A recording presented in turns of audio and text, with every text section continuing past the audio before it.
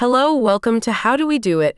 If you arrived here, it is because you are looking for the ingredients to make your brioche a success every time. So here they are firstly. You also need 6 eggs, and yes, the brioche is the dough where there are the most eggs. As a general rule, we do not add water or milk. You need 30 grams of yeast. It's fresh yeast. You can ask your baker for it or use freeze-dried baker's yeast, but the result will be less good. You will also need 10 grams, that's what you find here, 10 grams of salt. So for me, it is a little coarse, but it will melt with the kneading, but 10 grams of fine salt, 75 grams of classic powdered sugar. And then at the very bottom you also see you will need 300 grams of butter, and yes, the brioche is very rich in butter. And the butter is put at the end. There, you have all the ingredients. If you want to stop there, there is no problem for those who want to see how the kneading is carried out, and then after the few short explanations, to make a pretty brioche. Come on, let's start kneading. So you have to put all your dry ingredients in your mixer.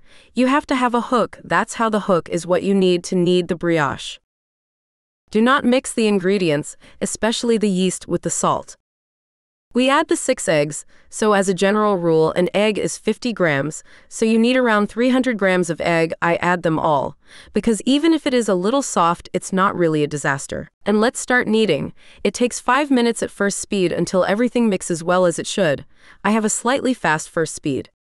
This is what it gives after about 5 minutes, so don't be fooled by appearances. You will see for a short while it seems like the brioche is too firm, and when everything is well mixed, it relaxes. As you can see from there, we can put it on high speed, and it's gone for about 15 to 20 minutes. You need the brioche to come off before adding the butter. It's time to add the butter, and add the butter we add in small pieces. See, we go slowly until there is more, and the goal is for it to be completely incorporated into the dough. And it comes off the walls again.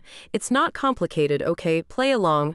We can clearly see the brioche comes off perfectly from these edges. The kneading is finished. We can turn it off.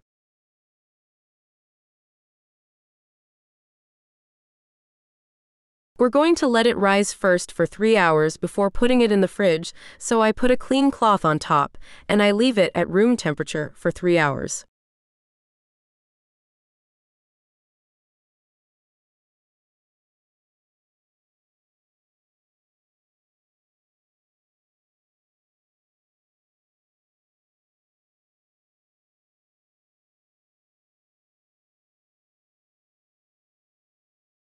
That's it. It's been 3 hours. The brioche has grown really well, as you can see. We're going to make what we call a flap. We'll add a little bit of flour. And then we can take the horn. See, we'll degas it all. We'll take it out of the tank. That's it. We'll put it back into a ball. We'll give it a little bit of strength again. You see, it doesn't. Absolutely not. So I take a salad bowl again. When flour it well at the bottom, I put my brioche in. I put a piece of plastic wrap on top, and it's left for the whole night in the fridge. Question of manufacturing. I show you different ways of making in a small mold with balls like that. You put a ball in the middle, and you put other balls there. There are 300 grams, so in a small mold.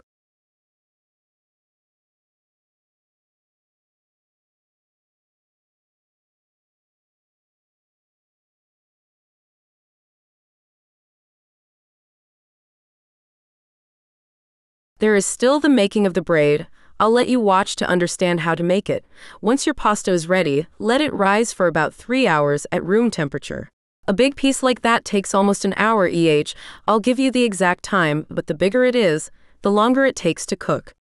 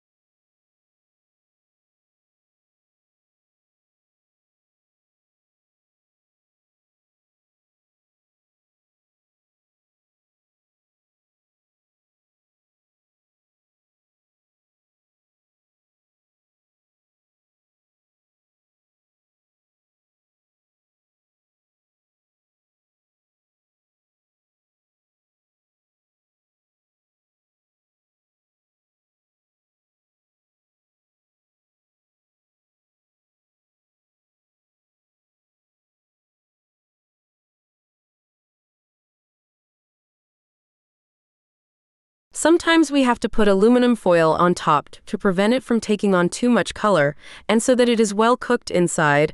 And here's the final result with 3 examples of different brioches. You have all the keys in hand, it's up to you to play. See you soon on How Do We Do It. Hello, you can subscribe now to my YouTube channel, it's here.